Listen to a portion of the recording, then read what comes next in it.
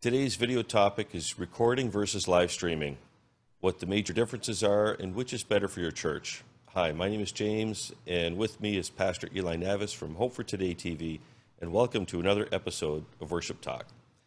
As you may know, Eli is a pastor, a worship leader, and a YouTube phenom in the making. Still, I laugh about it, but yeah, whatever. It's good. All right, so before I begin asking Eli questions, I have a question for you. Does your church have an online ministry? An online video ministry? And tell us in the comments below, tell us which platform you want to use or are currently using, such as YouTube, Facebook, or whatever the content delivery network is. I would love to hear from you and to be able to see some of your church videos if you have them posted. And now back to our three questions. Eli, are you ready? I think so. Okay, first one.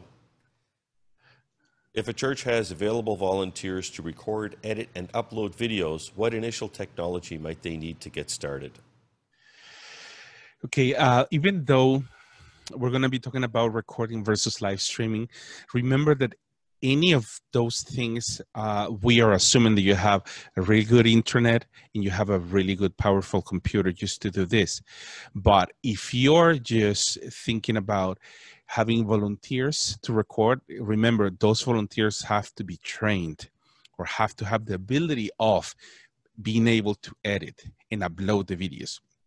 The initial technology that I will suggest you, number one, a professional webcam. That in a second I will ask James what is the concept about a professional webcam, because it's not just about being HD or 1080p. It has to be with specific things that you can do to have a better quality of image and everything, like the ones that we're using.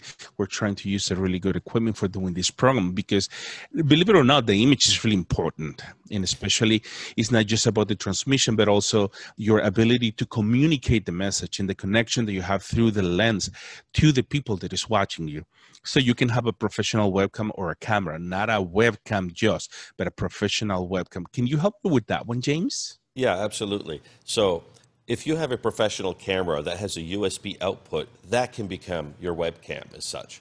Or even if you have a professional camera that has the ability to stream through your network onto your computer and with a virtual driver become a webcam, then it can be recognized as such. The reason you want it to be as a webcam is because your latency is very, very minimal. It's much like you have a wired camera going into a video switcher and comes through. So your delay is in frames, not in seconds. Because if you have some other kind of streaming that takes place, sometimes it can be seconds worth of delay. So if you want it from a professional point of view, you'll want to start with a professional camera, a broadcast style one, but you'll want to either have that USB output on it if you want it to be a webcam in that sense, or one that you can use a driver to convert it that way. Yes. So that's my next point. If you have, by example, another equipment that you will need is a professional video switcher. So your professional camera is the one that you will connect to the switcher, and the switcher will send your signal to your computer so you can record everything, because that's something that you have to take in consideration. And that's true, because also your video switchers can also have a connection on it to make it appear as a webcam within your computer software. And also what I was about to say when James was giving that input is this. James and I, we have the mission to help you to develop your ministry. And when we ask you before in other transmissions and other worship talks or tech talks also, what we tell you is like you have to invest in the right equipment for you to allow your ministry to grow. Makes sense, right? That's the reason why we're saying professional webcam. So you can convert that professional camera, not just a webcam, that professional camera who has ability to be a webcam to record, because we're talking about recording right now with the ability of editing through the volunteers and uploading the videos and everything else. You need a professional switcher too, so you can convert everything to a computer. But remember this, you need a powerful computer. And it can be Windows or it can be Mac. And in those regards, when you go to Windows or Mac, you have to decide, or the volunteers have to decide, they're going to use a free software They're going to use Adobe, or they're going to use Final Cut, and you have to make sure that they have also the equipment. So this one requires a little bit of investment, and of course, the learning curve and ability of the people to learn how to use the programs. That's something too. So I already talked about the recording and editing software. I will tell you, those things are not easy to use. I still use Google and YouTube to see some tutorials for things that I don't know how to do. And I've been doing this one at least for at least 2 years, I think, James. But I'm 2 years at least, right? Yeah, 2 years. So, and then we're talking about the professional webcam or camera, professional video switcher or computer, and also recording editing software. But you have to think about this. These people who's going to be editing your videos, they will have hours and hours of editing. So my ratio, let's say, in between how we're going to do is this. Number one, how long is going to be your service? You're going to do a half-hour service or 1 hour, 45 minutes. That's something you have to plan in ahead of time. Number one, how long is going to be your service? Number two, based on that, take this in consideration. Number one, 30 seconds feel like 3 minutes when you are in the camera. So take that one in consideration. A silence of 10 seconds will feel like 5 minutes when you're in a live stream. Think about those facts because of this. 1 minute of editing will take about half hour to 1 hour. 5 minutes will take about 2 to 3 hours. 15 minutes videos will take in between 4 to 8 hours, depending on how picky you are or how much knowledge you have in the editing. If you're planning for a 1 hour service, let's start with half-hour service. It will take you minimum 40 hours editing time. Because remember, you have to bring all the worship, you have to collect information, and this is just editing. This is not collecting information and planning and contacting the people that it's going to be singing in your services, because you want to have worship. Of course, we assume. But in an hour service, you will take at least 2 weeks of editing. And I mean everything together, collecting all the videos, all the footage, and putting everything together in about maybe 30 to 40, sometimes 60 hours. And that's recording. But you know that the quality will be there. Effects, transitions, you will have a lot of things coming into the screen, and you will have a really satisfying experience, because that's what you're trying to do when you do recording. But remember those things and take those things in consideration too when you're doing something like a recording. But it's a huge effort that you have to do when you do a recording service. Remind me, how do you do in your church, James, when you do regarding the worship and recording the services? Yeah, so what we do is we actually have different people do different things. So if somebody is going to do a scripture reading, they might record it on their smartphone or something, or the tablet. Maybe another person will record some kind of announcement or something. And in terms of worship band, what we do is the worship leader will start a song, recording something using a click track, and send it to the a band member, and then everybody adds their own tracks to it, and it's reassembled into a worship song. And so there's editing done for that as well too. And then, of course, the pastor creates a sermon and records, and then all of that is put together. So, yeah, there's a lot of hands in this. So, in terms of the number of people that are involved in doing recordings, and then some editing, which is done because there's a little bit of something that's done here to edit something before it goes into the final edit. The number of hands, may be 10 or 12 people that are involved in any particular service. Wow. And how long it takes you just to collect all the information together? And for that, I luckily I'm not the one doing that, so I don't have that information. I'm sorry, but I'm laughing because I know how hard it is to edit and put everything together. But I was the one editing the audio for the worship band, and that alone would be maybe for a 3 minute or 4 minute song might have been like 3 hours, maybe 2 or 3 hours. So almost an hour per minute. And, because it was quite a bit involved with it. Yeah.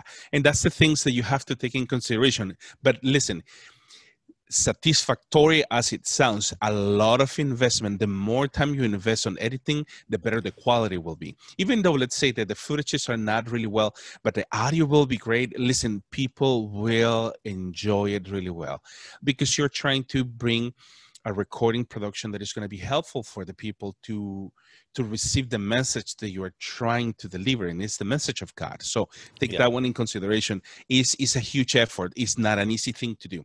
And I was laughing, and I want to apologize for my laughter. And the reason why I laughed is because I am the one who is behind editing a lot of videos, and it's a hobby part-time, and I spend almost 30-40 hours or even more a week just doing this hobby of editing. Why? Because I want to present what I'm doing in my YouTube channel, and together with James in a lot of things, a high quality. So I want to attract people for what it is. And remember, I hope that you don't dislike me. I was about to use the H word, but I will say dislike me when I say this. But church shopping is reality.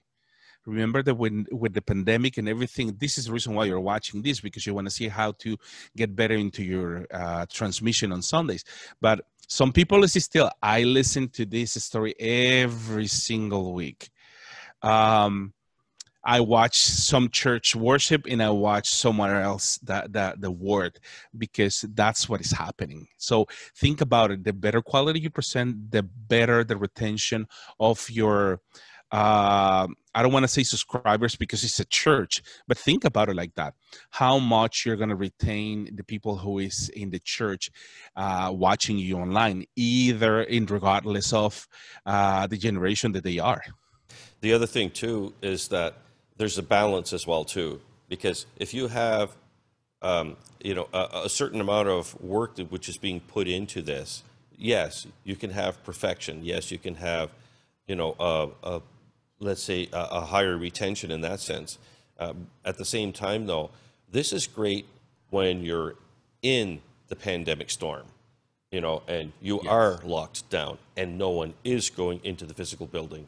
But when people are going back into the physical building, it's now going to be difficult to continue to do a full video production, which is all recorded and then assembled afterwards. You almost at that point have to shift from a pre-recorded video production to a live video production. And that kind of leads into my next question. And that is, yeah, you knew it, huh? You know me. Yeah. I smelled it You from the smelled heart. it, Like, huh? it's he, yeah, but there you go. He did it. Yeah. So if a church does not have a reliable group of volunteers for video ministry, and I guess it's a little bit off, but if they don't have a reliable group of video for the video ministry, how might live streaming help simplify the process? Or even, I'm going to, on the spot, kind of shift the question as well a little bit too, is how might it even simplify things going from a pre-recorded video production to a live video production, say coming back into the church? Yeah, I will. I don't want to say that I want to correct it because I won't, but I think the question was well written, but it might sound harsh at the very top. Reliable group of volunteers. Yeah. And don't worry about it. I think that you are up to the point because of this. What you're trying to do in your church is based on volunteers. And this is more regarding how you treat your volunteers. And this is the advice that I will give you to have a reliable group of volunteers. Number one, love them. Number two, make them feel loved, because loving and making feel loved someone and appreciated, that's what I mean, is a complete different story. But this is the most important one. After loving them and trusting them with what they are doing, empower them and leave them the ability to work, not just one person. Have a group of people from your leadership, from your board members, from your pastor's team, or someone who works for the church to oversee this area, because they will feel that they are being part of this ministry. And that's something really important. And believe me when I say I have experience not doing what I'm saying. And this is going to help you to grow your ministry. That's why I believe that the word reliable might sound harsh, but it's the truth. But it's not against the volunteers. It's against us as leadership, that we need to love, make them feel loved. And number 3, empower. If you trust them and you tell them what to do, don't get in their way. Just say, hey, I would like to do this extra. Can we switch? Because communication is the key regarding this. That's the reason why I say it's really important and it's really good. So how my live stream helps simplify the process? I mean, it's a take it or given, because you will have no need for editing, but you will need a lot of planning. Yeah. Because of this. What I like about the recording is that I can control what they say. And if they make a mistake, you just chop it. And just before, because I know that you have something to say, James, and forgive me, but I have something to say to you. No, don't cover your mouth. So you cover your mouth and I cover my ears. or my eyes. And we need a third person just to do the extra one. So if you're using Facebook, by experience, you cannot fix anything on Facebook. I decided to go with YouTube, because YouTube gives you the ability of, if you made a mistake, you can go to the editor in the YouTube studio and chop, fix, cut, or clean something that you want to clean, even from your live stream, because it's just a video. YouTube doesn't, I'm sorry, Facebook doesn't have that power. YouTube has it. And that's something that you have to think about it. So in the live stream, you have to plan it really well. So what were you about to say, James? I was just doing this, I was go along with you. Yeah, and that's the main thing. And sorry that I didn't want you to talk, but it's just like, it's true. You don't need editing, but the planning in both is involved 100%. Because of this, in our churches, I want to say, quote unquote, we can say whatever we want, but not online. You have to be really objective. And listen, 1 hour service with no preparation is painful. And I'm not shouting out to anyone, but my mother-in-law came this past week to visit us. We're allowed to have visitors again and all the stuff. And she said, hey, I love your videos. They are my fans. So, hi. Hi, Elvia. Hi, Alfredo. So what I'm trying to say is, she said, can you tell me what do you think about this guy? Is a pastor who is preaching. And this is what they did. A long introduction, 5 minutes countdown. And I said, okay, perfect. Great music and all that stuff. And then no worship. That was the worship time. And then the pastor is just like literally like this. Hi. Welcome. I'm so happy to see you here again. And at that moment, I was just like, I cannot see it. It's giving me anxiety because you cannot go to the camera without preparation. Recording or live streaming. Please, you as a preacher, as a pastor, as an influencer, as a YouTuber, call yourself as you want. Please, when you go to the camera, make sure that the people feels appreciated when you are objective in your message. Don't improvise.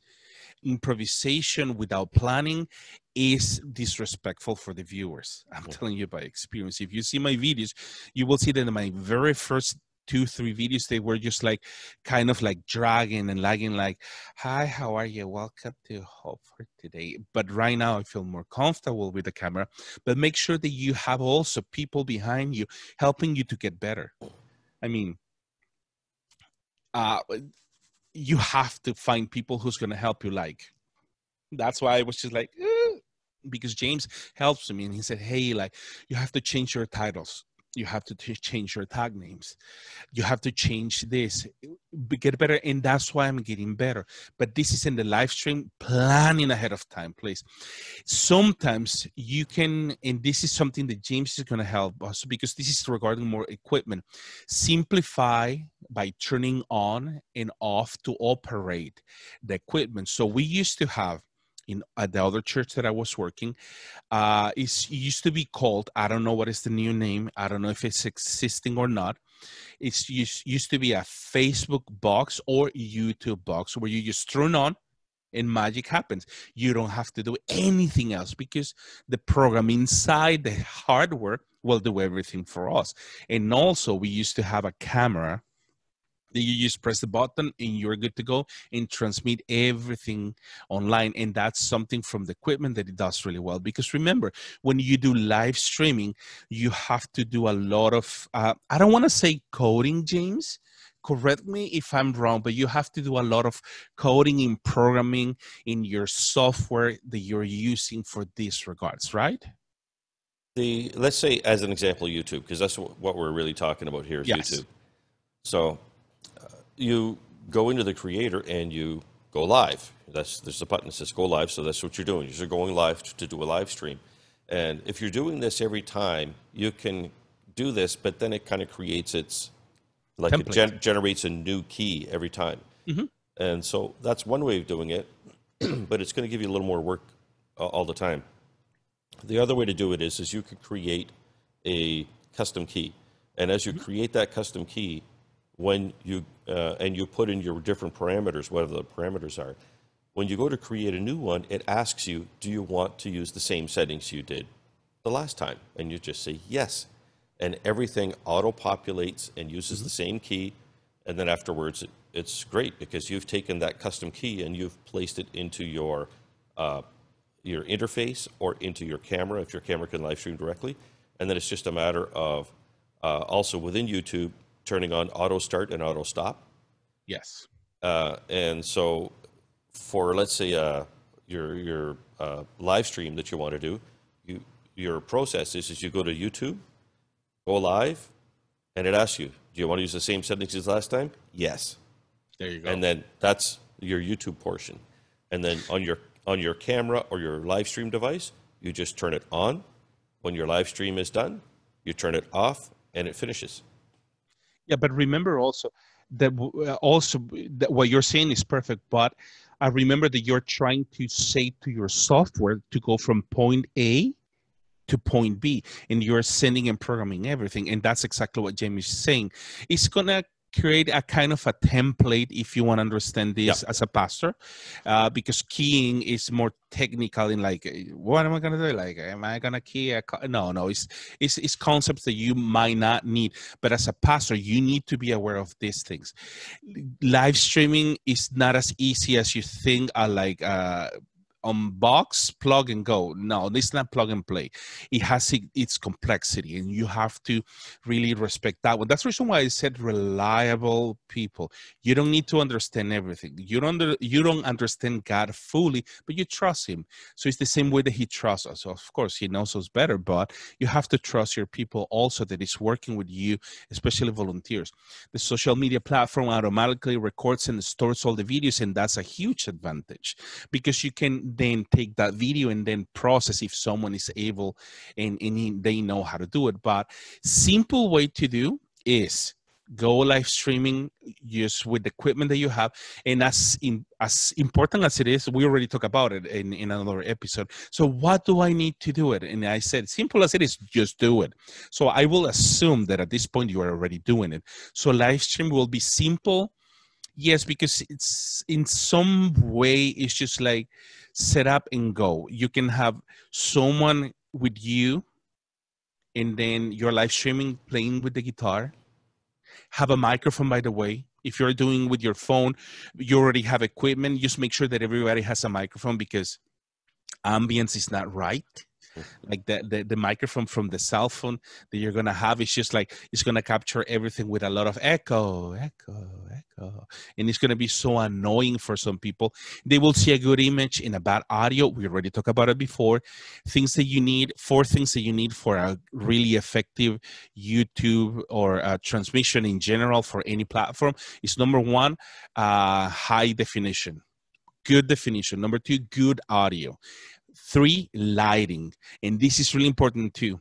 Four of them. Without those three, the fourth one doesn't matter really, but good content. Remember that one, good content that you need for what you're doing. Can I add a number 5? Have me on their live stream? No, a rock solid internet. Oh, yes. That's the reason why I said at the beginning, remember, we will assume that you have a solid, reliable internet and computer to transmit everything. And this is something that if you're planning ahead of time, and I think that so far we have been giving you enough tools to grow from zero to hero. And right now, if you start purchasing the right equipment little by little, nothing will end up in the evil storage room. Just invest. Don't spend, invest. That's the reason why we said all the time, James is my technological partner. I'm his religious partner in that regards, but that's what we're trying to do, help you to grow and do everything in the best way possible. And just to kind of, I guess, fill in some things as well, too. Where we help churches with, live streaming when they do not have volunteers is we just set up a camera, oftentimes with the live stream built in. It can be a pan tilt zoom, which is installed.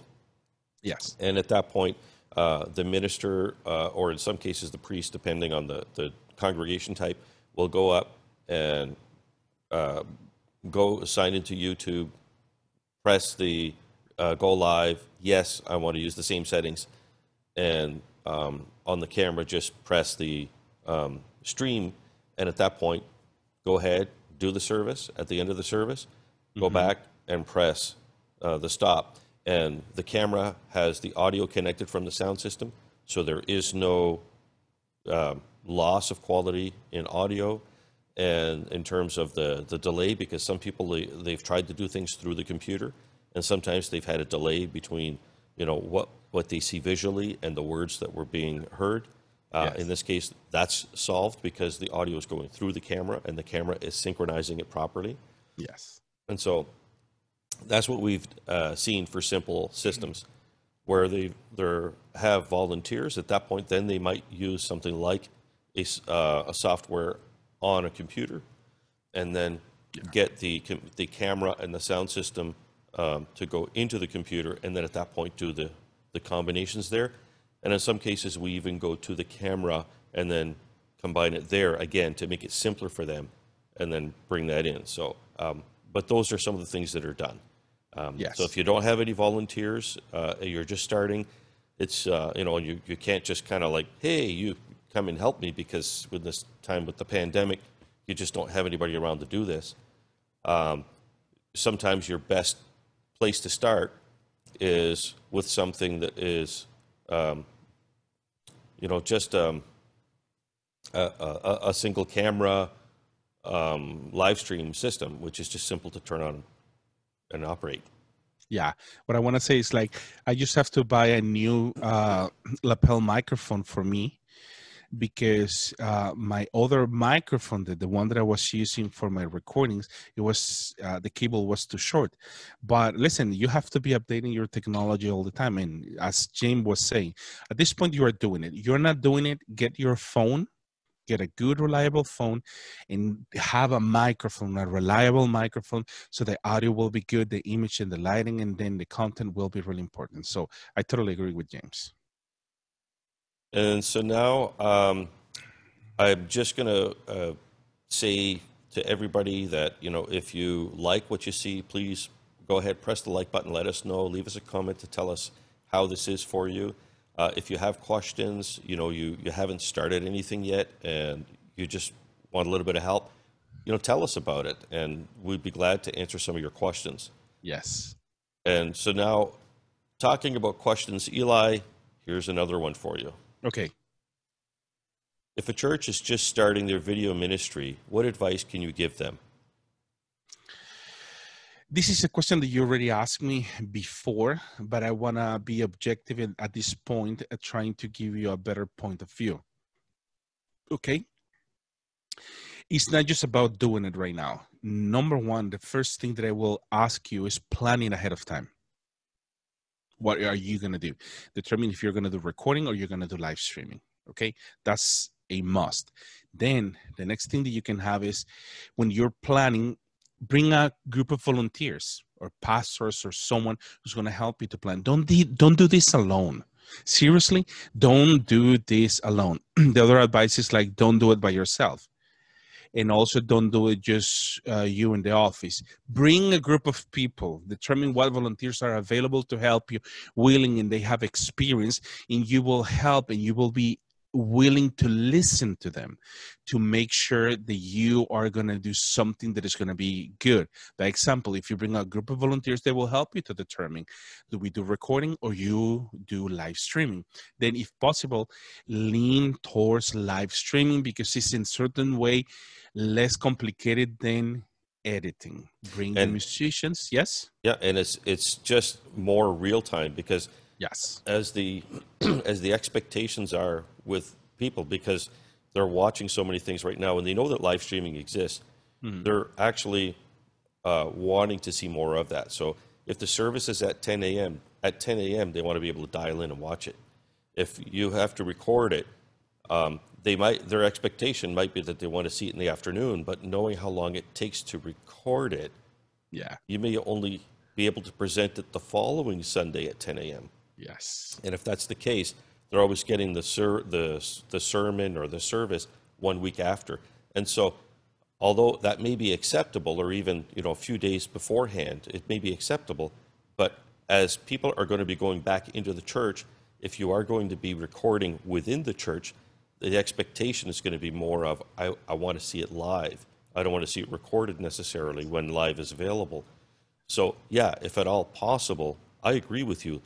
Lean towards live streaming. Yes. And if you are doing video production, for pre-recording, it might be a good thing to do a live video production. Yes, and I want to add this one, and I didn't think about it until now, but this is a really important advice. And thank you, James, for saying what you said because of this. Determine and be firm about if you're going to do recording, continue doing recording as long as possible. If you're doing live stream, do just live stream as long as possible. Because in my experience, and this is something that you can see, numbers doesn't lie, unfortunately. So I was working for the church and we used to do recording services. Our first service was 500-600 people watching, and that's debatable, but still, we have a huge percentage. I was laid off because of the virus. And after that weekend, they continued doing it for 2 weekends, and the numbers dropped from close to 400 right now to close to 100 people. And this is after months because the quality is not there in the audio, in the video, in the lighting, and maybe the content is there. I don't know. But just do as you want to do and stick to the plan. Stick to the plan because that will help you to stay alive in the live stream world. People is not going to come back as fast. And I'm sorry to deliver the news again. I have kids. I'm not going to the church because the churches don't have a reliable, trustworthy kids program where my kids can be safe and they have to consider the social distancing. So think about those things. If you're going to record, continue recording as long as possible. And if you already open your church, don't try to do recording and then the services. No, just do. If you're already are allowed to have people and people is in the building, as hard as it is, just do it. And this is free. This is a bonus one, just like for your pocket. Okay? Stop saying I miss you online. Stop saying when we come back to normal. That doesn't exist. Please, that will scare the people out of you. And also don't mention the name of the virus. No, this is the new normal. This is the new. Let me redefine it, James, for us, for the sake of the practicity. This is the normal. Yeah. Familiarity is something different, Yeah. something that we used to know. Our normal is familiar right now. The new normal is normal right now. So nothing will become the same. We like it or we don't like it. The reality is that one. And you have to think about those things that you're doing in your church just to serve the community better. And I just want to encourage you, because I feel a fire in my heart. I will encourage you to adapt to the times. The gospel is on the line. It's not you, it's not your ministry, it's not your church. This is about God's kingdom. And what we have to do, we have a higher calling to build up God's kingdom. Not your kingdom, not my kingdom. So just make sure that you're really objective with what you are doing. Because what we want you, James in his heart, and I'm in my heart, and I'm so fired up right now, we want you to succeed. We want you to succeed in this normal. And nothing will become the same again. So, or you adapt, or you allow the new generation to go inside, or the ones who are willing to adapt to the changes, because that's a reality that we have to face, we like it or not. So we already told you about determining the volunteers, planning ahead of time. Everything will require an investment, not an spending, investment. Lean towards the live stream, we already said, and incorporate video production features in the live stream when and where possible. Because of this, there's a couple apps that I can recommend you, that I can suggest you. Because if you want to have a live stream, like a video TV production, like the newscasts and those kind of things, you can do it. The number one that I will recommend you is OBS. But remember, it's an open source, meaning there's no customer service 1-800 that you can call, and it's free. That's the reason why a lot of churches do use OBS, because it's free. Yeah, and it's free, works with Windows, Macs, and also Linux, if Linux people is still alive. High customizable, reliable, and light on the CPU usage. So you might or might not have a really strong computer, but this one is really easy with the power using of the computer. And the problems you will have is not centralized support. So it's just community only orientated. You have to Google it. Can be difficult to configure, especially for beginners. But as soon as you know the ecosystem from OBS, you will be like, no problem. And there's no multi-streaming ability. The other one that I can recommend you is Streamlabs for OBS. This is an add-on that you can add just for free. It's user-friendly, helps you to navigate to OBS in a better way, includes many features for creators, particular is for gamers, is gamers-friendly, so you know that the gamers ask for donations, so that's something that you can add into the service. Remember, if you haven't set up your online giving, God bless you, buddy. God bless you, pastor. God bless you, influencer. You need to set up those for your church, because we need to pay the bills. And it's easy also on the CPU. It's still in development. This app is called Streamlabs. It's still in development, and it's just for Windows. Another one that I can recommend you as software is XSplit. And it's easy to customize. It's stable and consistent.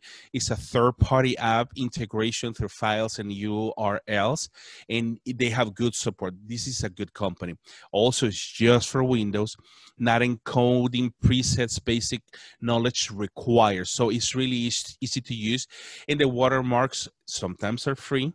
And the stream is minimum 720p, 30 frames per second. So you can go up to 4K with this one. The one that I use in the current church that I'm serving is called Wirecast, and it's really good. And the only two things that I can tell you that is just like against Wirecast, because I'm talking about a lot of casting stuff, is resource intensive. You have to use a lot of things, and you have to have a lot of knowledge on what you're doing. And number two, is really expensive. So I'm just telling you. But regarding that one, the viewer interface is really good, especially for the people who is watching. You can integrate really good things and you can do whatever you want. And it works for Mac and for Windows. And it is it's a professional level kind of software that it will make you look good. And it has features. And I can also recommend you more, but I think that that's enough for the sake of what we're talking about. Because you want to get better. Listen, we as pastors cannot be on top of everything.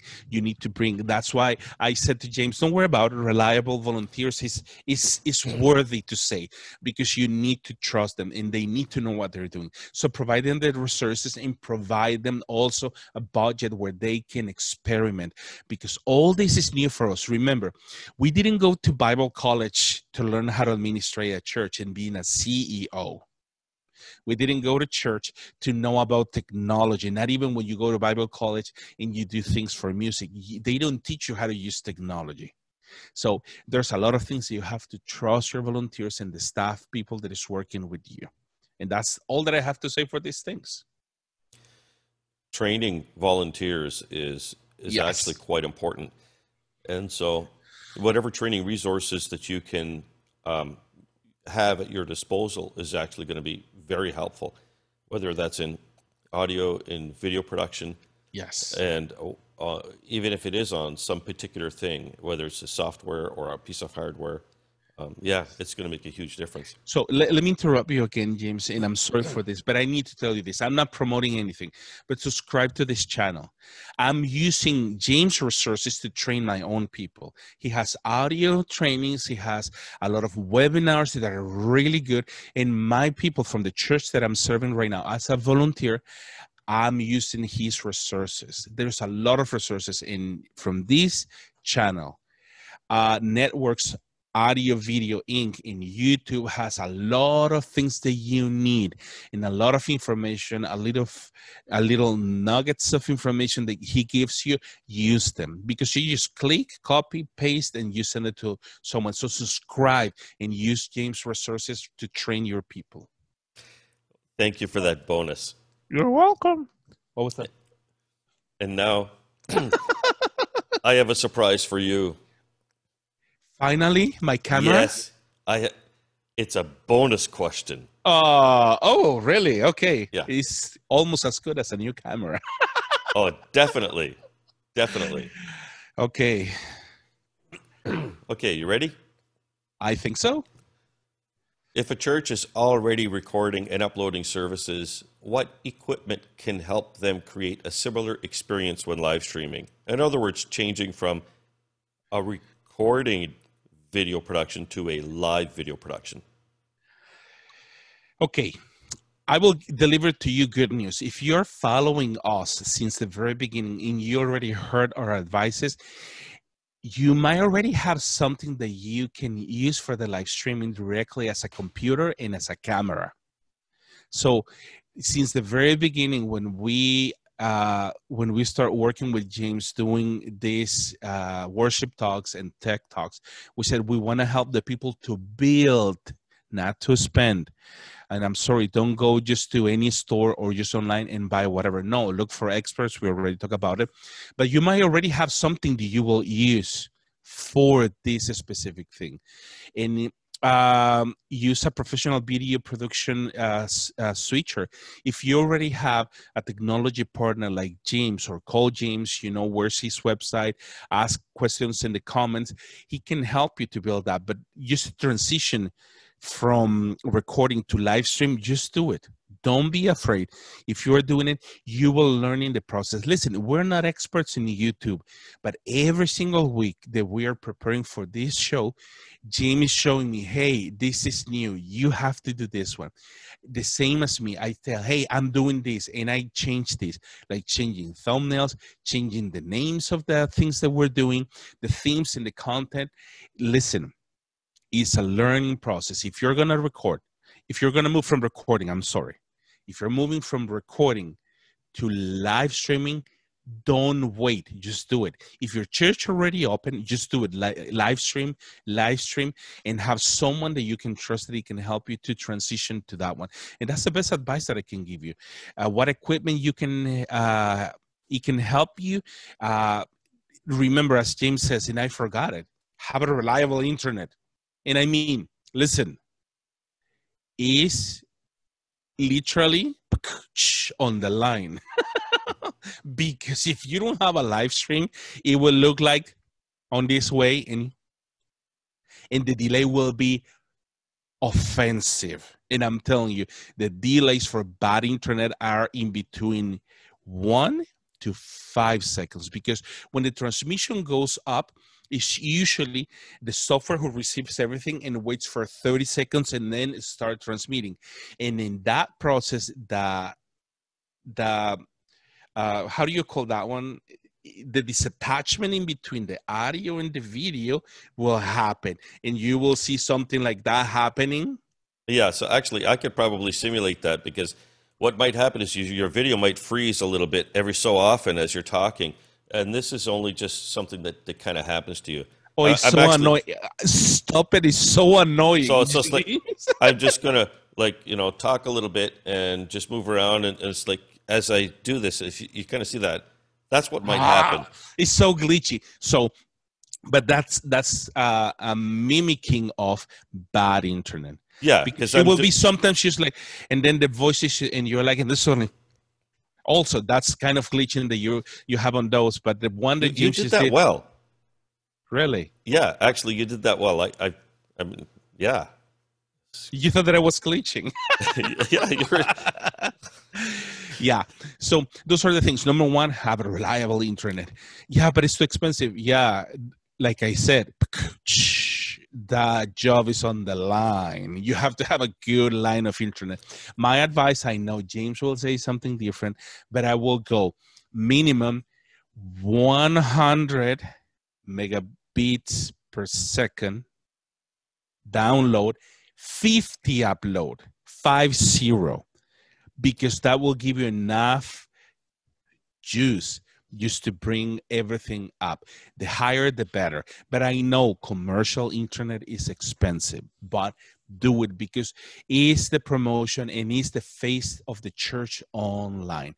That's something. Then you already have maybe equipment. Just use it. Train the people that you have and teach them how to use their equipment. And also, this one is for free. A bonus question, a bonus answer too. I will tell you something else. Bonus. Okay. Use younger generation. Don't use people like me.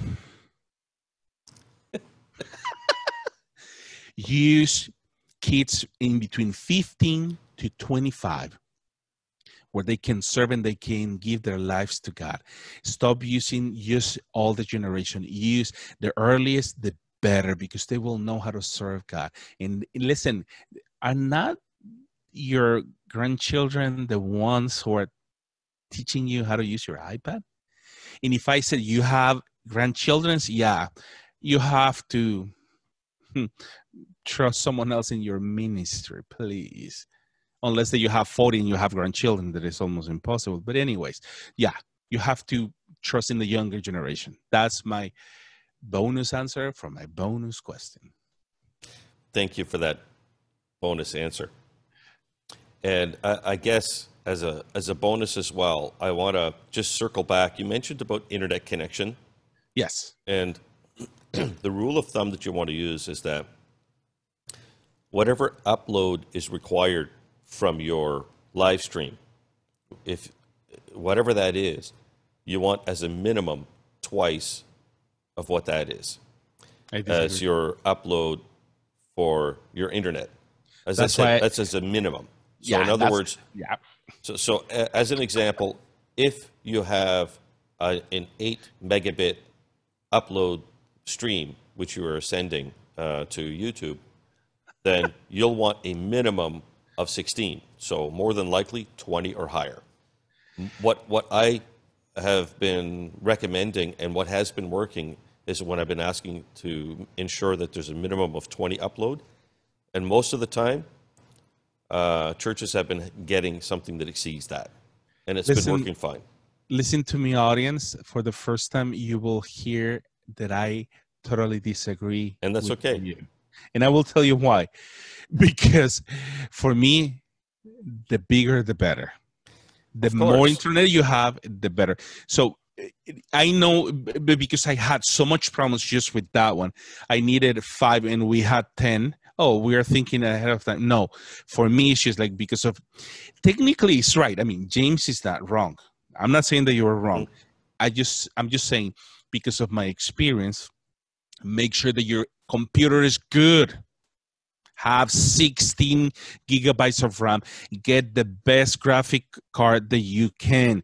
Get a solid state hard drive for your computer, even though it might be over $1,000. Yeah, make it 3,000 just to make sure that you have the best computer possible, just to make the transmission online with those things, and then get the best internet possible. For me, double, because I have so many problems, and sometimes, and this is the reason why, because James knows the story. I was just like, hey James, my live stream just like completely cut off, we cannot transmit. And he said, take your phone, connect it, tripod, go. Thank you. Boom. Because that's the thing. And also, if you can have an emergency plan, get ready a phone with a tripod. And if you have to transmit through your data, you're welcome. Go ahead and do it.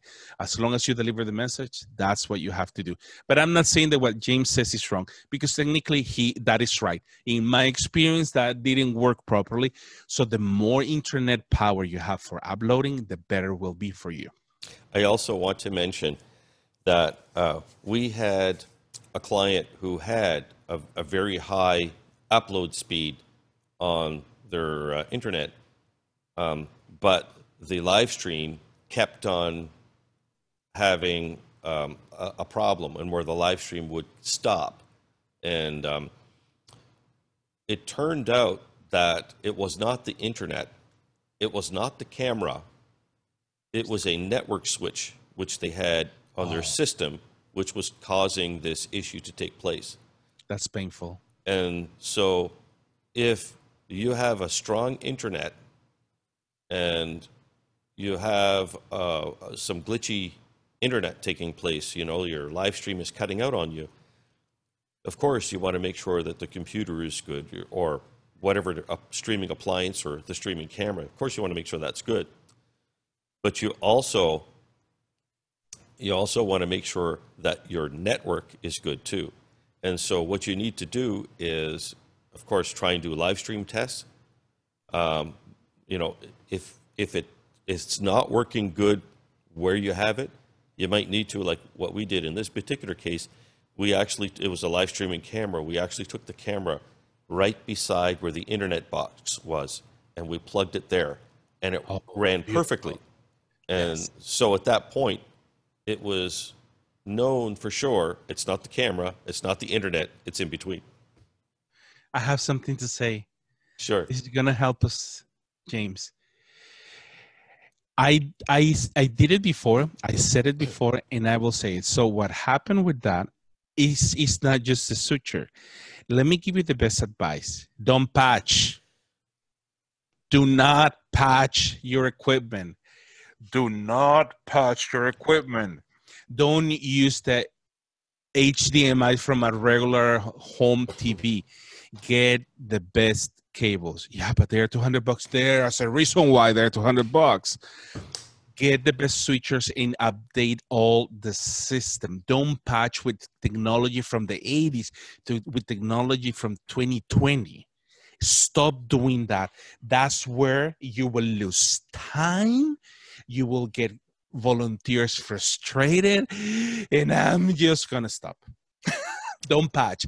Get all the things that you need to get new, because you will have warranty and service included. And now I will stop. And so really, with all of this, we've been talking about recording, we've been talking about live streaming, but now we really have to answer that question, because we said at the beginning we were going to answer that question. And really, I'm not going to say that there's a true answer to say it's this or it's that, but maybe you can tell us which is better, recording or live streaming. You're asking me or the audience? I'm asking you. Okay, I will tell you what is my preference. It doesn't mean that it's right, but I prefer recording because I can control everything and I can fix the problems before the services happen. I enjoy being sitting down on the computer and create. I'm a creative person. Remember, if you see my Bergsman test, if you don't know what it is, Google it. It's where they measure your abilities and your intelligence. I'm 95% artistic. So I love the craftsmanship. I love to edit and add. And just to kind of clarify this, together, I think we're about 100% artistic. So if you're 95, I'm 5. No, James is really artistic. I think that you have like maybe 50 or 60, but my artistic IQ, if I can define it like that, was really amazing for the people who was evaluating me, because in our denomination they do that test for you when the churches require that one. So in mine, even the people who was evaluating me said, hey, I never seen this before, but yes, but it's a blessing and a curse sometimes. But what I'm saying, because I love to work with art, I enjoy it a lot.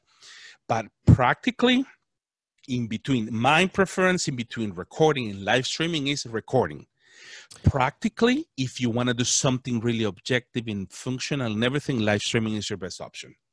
And for me, I have to choose live streaming, because I think all of the behind the scenes that has to be done on recording is very labor intensive. There's a lot of time involved in that. And for myself, it's not really something that I have a lot of available time to do. And so it's more difficult for me to be able to do that. Yes. And so that's why, like in this particular case, I'm actually using a live production, video production mixer. And so when I throw up the questions and so on, I do it that way. It's easier for me. And even in some of the videos that I do, I use that as well too, because I'll have different camera angles and different things that take place, or I want to show some other text or whatnot. It's easier for me to get it done. And I also have a video mixer too that I use it just when I'm doing trainings, because I enjoy more the editing part. But that's exactly, and that's fine. It's fine. That's who we are. Yeah. So which is better? Well, I'm biased. I'm opinionated. Live streaming is better. I have a question for you. Why don't we ask the audience to leave us in the comments what do they like, recording or live streaming? Yes. Which is better for you, recording or live streaming? And if you are currently recording, do you have plans to shift to live streaming? Yes. And if you do, at that point, go ahead and ask us questions. Like, tell us a bit more about your recording, and tell us a little bit about your challenges, how you may be having a challenge from shifting this from pre-recorded video production to live video production. Can I spice up the question a little bit more? Sure, absolutely. Okay, James is live stream. I am recording. So leave us in the comments and say, I'm with Eli, or I am with James. Okay, James is live streaming. I am recording. So leave us in the comments below. After you subscribe, press the notification bell, like the video. That will help us, especially with James, to go up and help more people. But listen, are you with James or are you with Eli? and like I said, it's just shifting as well too, because right now in the middle of the pandemic, people not coming into church, it's one normal that we have today. In 3 months, in 6 months, in 9 months, we're going to have a different normal. And the thing is that there's so much of a question behind, will we have another wave hit? And so if we are going to go back into the churches, and seriously, if we're going to go back into the churches and we have, pre-recording being shifted to live stream, we may end up having a point where things are closing again, and maybe it'll go back to pre-recording for a while. I don't know. We don't know. Yeah, we don't know. What we can tell you is just get ready in the best way possible. And if you're, and this is something that I learned from James, every time that you finish your live service, evaluate. and see what do you do right and what do you do wrong. Because I always have a message from James telling me, hey, you missed this part. And I really appreciate it. We have the level of friendship that I receive anything from him in the good way, because he loves me. We're good friends, and I know that he wants the best for me. So every time that you finish a service, make sure that you take the time to evaluate and redo it, or not redo it, I'm sorry. Fix it for the next time. That will make you a better pastor, a better leader, and better way to serve your people. Because remember, if you love God, you love his people. And another thing too is, we're just talking about that. Using a platform like YouTube also has the analytics behind it. And one of the things that I actually love to see is what's called the retention. And it shows you a curve. And the curve is kind of steep, and then it just kind of flattens out after a while.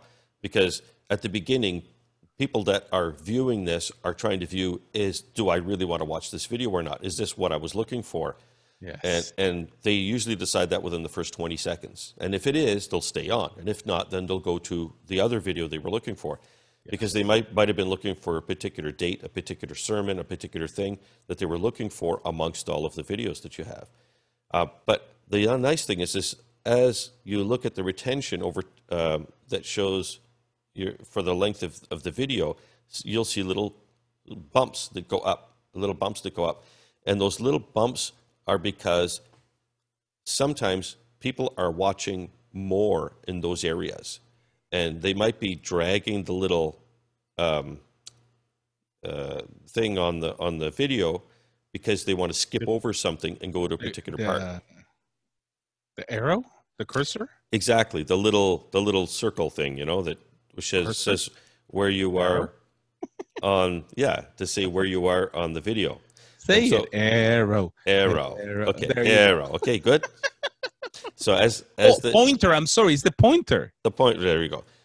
So as they move this along to a particular point, you might see that there's a higher interest in watching when it's at the sermon, or when it's at readings, or when it's the worship songs or something. And it may also help you to know where to place more focus on your videos. Yes. More focus on something, less focus on something else. Where are people skipping over? Where are people spending time? Yes. And that might give you more insight as well, too. So that's one of the nice things within YouTube, that it gives you that information. Where are people spending the time? And actually, at this time, I want to thank you, Eli, as well. We want to thank you for your time to come here, spend time watching it. And Eli, as always, it's always a pleasure to have you here and to grill you and, give you some hard questions and listen to your hard answers. Oh, yeah. Sometimes I get too emotional, and it's just because I'm really passionate.